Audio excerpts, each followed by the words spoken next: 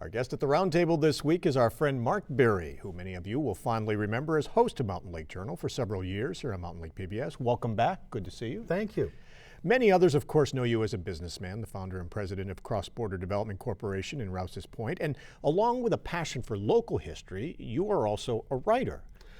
It's a habit I got into a little while ago, and I can't stop now. You have just written your third book. It's called The President of Plattsburgh. It is about a gentleman named Smith Weed. He is one of Plattsburgh's, I think it's safe to say, most prominent and influential politicians that people don't know about. No one's written his biography before, and the research that I did was stunning to even me, and I like to think of myself as having been informed. But I would argue, just like you said, easily, he is the most influential person in the entire history of this county. And that's saying something. When we talk about politicians, long-time politicians like Ron Stafford and others, this was a man of great prominence, but also a man who did a lot for the North Country. I think people like Ron Stafford and William Minor and the Feinbergs, they made their mark, there's no doubt about it, and we have to show respect for them. But this is the fellow who, for example, one of his first major political initiatives was a railroad that connected Plattsburgh with Whitehall. Up until that time, Montrealers and Canadians, they stopped at Plattsburgh, or they got on a boat and went to New England instead. And New York City people could not get all the way to Plattsburgh because of the gap in the railroad coverage. He lobbied for it rather successfully, the railroad, and as a result, Plattsburgh suddenly was the beneficiary of the so-called Canadian connection. So here we are 125 years ago, and this is the fellow who established the Canadian connection for the first time, and I've been making a living off that for 30 some odd years. That's right. That's right. A 90-mile stretch from Plattsburgh to Whitehall. No railroad. And he discovered that even back in that time, in politics and in the New York State legislature, it takes several years to get something like this accomplished. He ran into a lot of opposition. He did, and he lobbied hard, and at the big dinner where everybody celebrated his crowning achievement, even his Republican friends, rather, because he was an avowed Democrat, acknowledged that but for Smith Weed, the railroad would never have happened. And he had people at his testimonial dinner saying exactly that. But that was just his first railroad. You know, he also built a push for a railroad between Plattsburgh and Dannemora, which eventually saved the Dannemora prison from closing. You know, current events, we're always talking about prison closures. Yeah. 125 years ago, they were talking about prison closures. They were in the midst of building it and decided that it was too costly or they couldn't get the supplies and inmates there to work on it. Well, actually back then, prisons were expected to be self-supporting. Now there's a novel concept. And so what they would do, they would allow the inmates to go to work for private sector companies. And the inmates would earn a very modest wage, and those wages were turned over to the prison and used to support the prison. And so all across the state, you had inmates working at various prisons for various companies and effectively supporting themselves. Dannemora was a problem, though, because back then the road from Plattsburgh to Dannemora was impossible to travel during the winter, almost as impossible during the summer, so no one was contracting with the inmates in Dannemora. Along comes Smith Weed and says, why does the state build a railroad from Plattsburgh to Dannemora? They did. He worked with a Republican congressman named Moores. They got the railroad built. Suddenly inmate labor at Dannemora is being used by everyone, and suddenly the prison was self-supporting, and now they no longer had to close the prison. You mentioned he was a Democrat, and back then, when we talk about politics today, of course, when we talk about the congressional seat here, there's often the reference to how it was in Republican hands dating back to the days of the Civil War. Back in that era, the Republicans ruled the North Country, Clinton and Essex with counties. An iron fist. So to have a Democrat, a lawyer, a Harvard grad, go to Albany as a Democrat was certainly an oddity back then. That was phenomenal. He was in a sea of Republicans, and here he was a Democrat, but he got elected not once, but 6 different times to the New York State Assembly. And they loved him. They adored him here in the North Country. He could do no wrong. In fact, I discovered one newspaper article, I think it was the Watertown Daily Times, and they said if Smith Weed endorsed his dog, he would win in the next election. That's how popular he was. His 6 terms in Albany, he was an assemblyman. He rose through the ranks within the Democratic Party. And back in that era, many of the presidents and presidential candidates were governors of New York. They That's started correct. as That is governors of New absolutely York correct. and then ran for the White House. And so he became a close political advisor to Samuel Tilden and also Grover Cleveland, two New Yorkers who went on to run for president. Of course, Samuel Tilden, that is still today one of the most controversial and contested presidential races of our nation's history in 1876. 1876, still referred to by historians as the fraud of the century. Rutherford B. Hayes had lost to his opponent Sam Tilden by 250,000 votes, but there were questions about irregularities. The controversy ended up in the Electoral College. The Electoral College was deadlocked, and so it was the decision of the powers that be that a special committee of Congress would ultimately decide the election.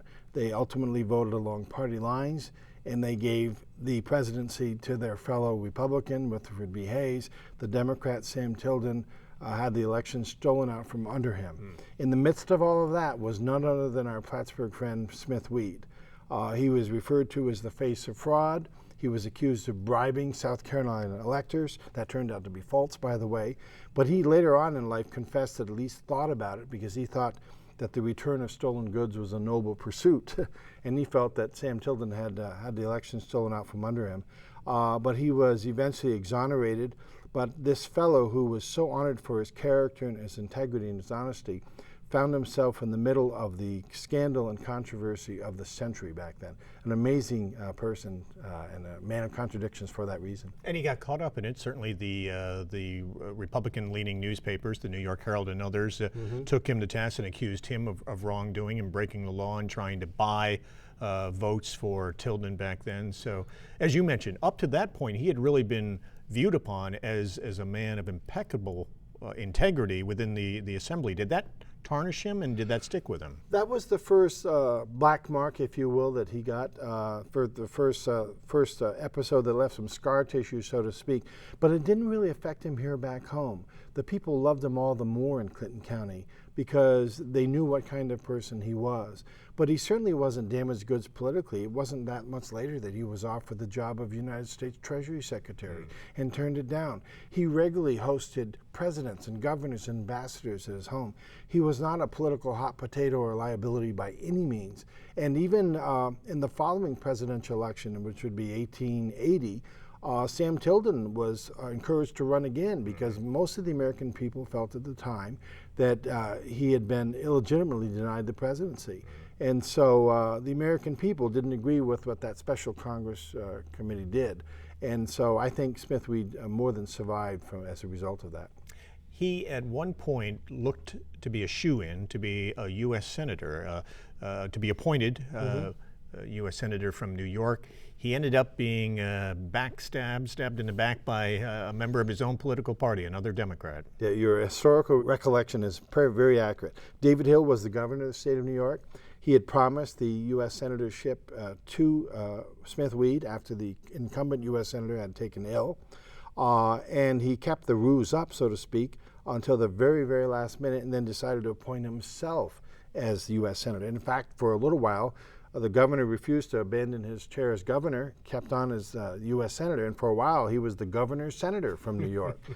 And the animosity toward then Governor, future Senator Hill, as a result of having lied to Smith Weed and denied him the senatorship, cost him dearly. In fact, some historians have argued that David Hill's aspirations for the White House were railroaded as a result of his actions against Smith Weed and as a result of Smith Weed's anger toward him. And Smith Weed's anger meant something. There's one quote in the book where it says, "You don't mess with Smith Weed." And in fact, David Hill and David Hill's people regularly and consistently after that treachery lost at the polls because of Smith Weed in upstate New York. Smith Weed used his leverage in upstate New York to crown governors in the state of New York, and they went on to become president. And he used that power very effectively. He was a mandatory stop on the political road, and he made good use of it. He was a shrewd politician. He was certainly connected, as we saw, but he was also a businessman. He invested in a number of projects, including, back in the day, what was before the Panama Canal, there was this grand project of building a 170-mile canal across Nicaragua. Well, he cut his teeth first here at home. After the railroad was built from Plattsburgh to Dannemora, he built one at his own expense from Dannemora to Lion Mountain. And in short order, he had mines, or iron ore mines, he was harvesting lumber, had coal. He had at one point in his mines alone employed 4,000 people. So he made his money here in the North Country. But the brilliant businessman made two mistakes. He decided to invest his money in San Domingo and Nicaragua. The Panama Canal had actually been attempted already, and it was a big failure. Hundreds of millions of dollars were lost. So he decided he could do it in Nicaragua with some friends of his. Well, he decided wrong. It didn't happen. And he also decided to work in San Domingo and help that government out. That didn't work either. So he invested a lot of money. It's pretty obvious that he lost a lot of money, but we don't know how. So on the one hand, here in the North Country, he was a brilliant businessman, but overseas he failed miserably. He was a Democrat, as we've said, but he was a protectionist too at the same time. This is the irony, I think, of his life. His mines depended on the fact that iron ore was not subject to free trade. If foreign countries wanted to import iron ore, they paid an expensive duty, and he wanted those duties to remain the same. But in the end, his best friend, Grover Cleveland, said, no, there's going to be free trade. And so even though he helped Grover Cleveland in 2 different presidential elections, in the end, there was free trade for iron ore, and 4,000 people were put out of work, and eventually Smith Weed lost most of his business interests as a result. That was the end of his mines here in the North Country. Absolutely. We talk about how, as a politician, he was certainly known and made his mark, but here in the North Country, he truly was someone who had the North Country interest at heart, and he, I would think it's safe to say, unlike anyone else, was truly a benefactor for the North Country. He was almost vicious with respect to his love of Plattsburgh. This is the fellow who initiated, against great odds and competition, the Plattsburgh Normal School, which turned out to be the college. The Grey Nuns approached him first when they wanted to set up a hospital. He was the charter organizer of the hospital, a charter member of their board of trustees. Which became CBPH. Which became CBPH. He organized the Plattsburgh public school system. And what most people don't know, but for Smith Weed, where there might never have been free public education, he sponsored the legislation in New York, which did away with tuition in public schools. Now, back in that day, if schools didn't have enough money, the families would have to pay tuition. Even if they did have enough money, everybody had to pay tuition. And so a lot of families kept their children home. They couldn't afford it. Smith Weed worked with another Republican, believe it or not, Victor Rice, superintendent of public construction at the time, and had legislation passed that said, if you want to send your kids to school, we're not going to charge you for it. The state started paying for education. But who would have known that a Plattsburgh fellow, Smith Weed, had to do something to do with free education? And his achievements go on and on. Charter member of the YMCA, charter member of the Plattsburgh Library, a couple $100,000 into Plattsburgh's first opera house. Here we are working in the Strand Theater, trying to bring couth and culture to the North Country. He did it 125 years ago. And this was a grand opera house in the downtown on the corner of Court and Marion Street, right near the county government building, now long gone, I guess, back in the 50s. Yes, it burned to down. the ground. But even back then, he brought culture and a lot of... It's almost impossible to look anywhere in the North Country and not find his footprints or his fingerprints. Crab Island, in just a few months we're going to be rededicating the monument out there to the veterans of the War of 1812. He essentially donated Crab Island for just that very purpose. He also donated Chapel Island in the Saranac Lake region so they could build a church. He was instrumental, although he was not as restrictive as some people are with the Adirondack Park. He was instrumental in the legislation which led to the Adirondack Park. He had land in the Adirondacks. He did not want it raped and pillaged like some of the developers back then did. And so he worked very hard to make sure that there was some sort of a park, and even at his own detriment, because he lost land as a result of it. But without getting ahead of myself, there was a newspaper account when he died back in 1920, and I think it says it all about Smith Weed. It said, take Northern New York away and Smith Weed remains. Take Smith Weed away and nothing remains. And I think that says all you have to say about Smith Weed. He was clearly the most influential man in the history of our county. I think that we can thank him for everything from free education to the Canadian Connection and everything in between. And maybe one of these days in Plattsburgh there'll be a sign that says Smith Weed Bridge, or a commemorative marker that explains why Weed Street was named Weed Street. This is a man who deserves a monument. There is a bridge named in his honor. Few people know it, though. The bridge that runs from City Hall up over the railroad tracks right along the Saranac River. His home was right along the banks of the Saranac, a prominent home at the time. Yeah, right now it's the law offices for Stafford and Pillar, and his front yard went all the way down to the river. There was no road, there was no walking bridge, and there's a beautiful fountain instead. But you mentioned, other than Weed Street, there really is no special dedication, no landmark that honors him for all he did for the North Country. I think his legacy cannot be limited to a single sign or a historical marker. I think his legacy is all around us. We just have to look for it. And I just started out as a project because I love to write and I like local history, but it's going to turn out, I think, to be a mission to make well known the legacy that Smith Weed left. Today's the start of it. And when you started, I mean, you hadn't really, maybe you had heard his name, but you didn't really know much about him. You were looking at a list of prominent people in this area to maybe write about, and a good friend of ours, Calvin Castine, said, well, what about Smith Weed? And when you started to look into it, I think, like so many others, you were surprised by just how much he accomplished. That's why the book is dedicated to Calvin, because I was circulating the list. I didn't think one person could make a whole book, so I was looking for the 10 most influential people in the history of our county.